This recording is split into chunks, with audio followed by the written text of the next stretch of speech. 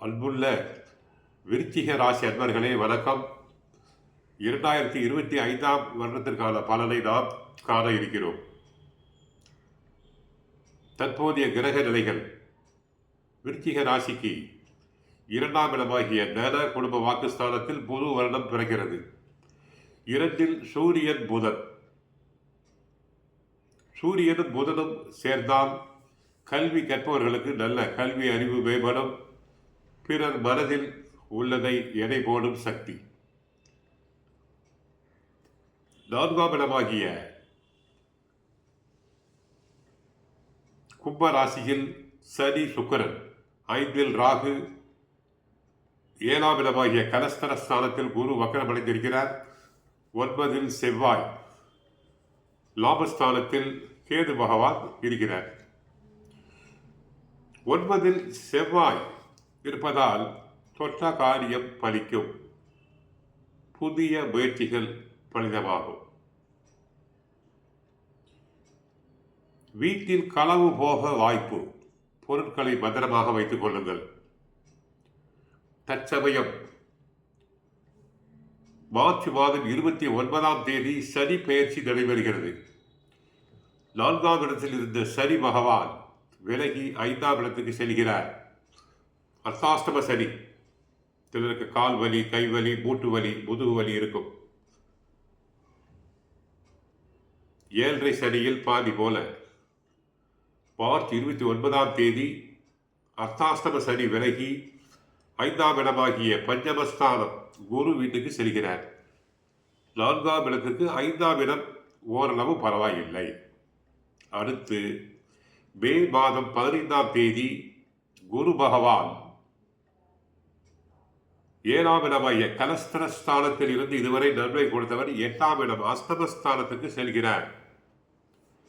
8இலே குரு வீண் பலிகள், வீண் வதந்திகள், தங்களை பற்றி இல்லாததும் பொல்லாததும் மன சங்கடத்தை தருமாறு பேசுவர்.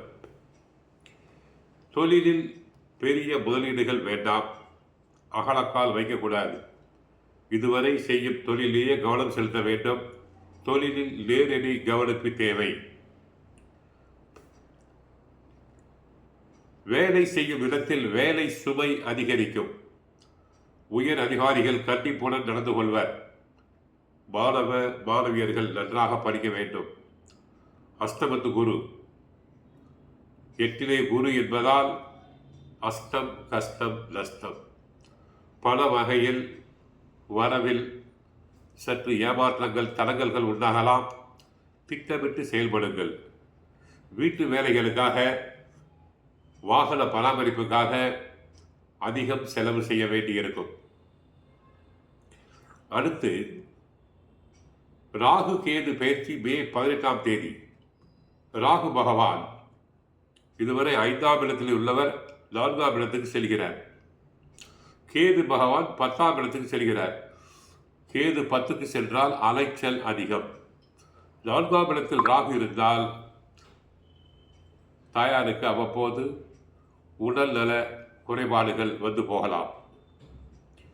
நோய், நரம்பு உபாதைகள், அலர்ஜி, சளி தொல்லை, கொழுப்பு சத்து, காது மூக்கு தொண்டை, ஹார்மோன் குறைபாடுகள் வரலாம். ஆக உடல் நலனில் கவனம் தேவை. 5ஆம் இடத்து சரி என்பதால் பிள்ளைகளை பற்றிய கவலைகள் வந்து போகும். ஆக மார்ச் மாதம் 29ஆம் தேதி சனி பெயர்ச்சி. சனி பரவாயில்லை.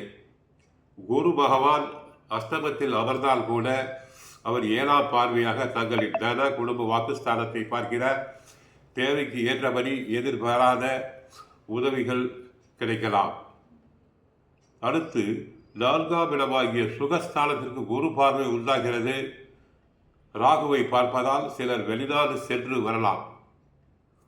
புது ஒப்பந்தங்கள், தரகு, கமிஷன், ஏஜென்சி சிலருக்கு அமையலாம்.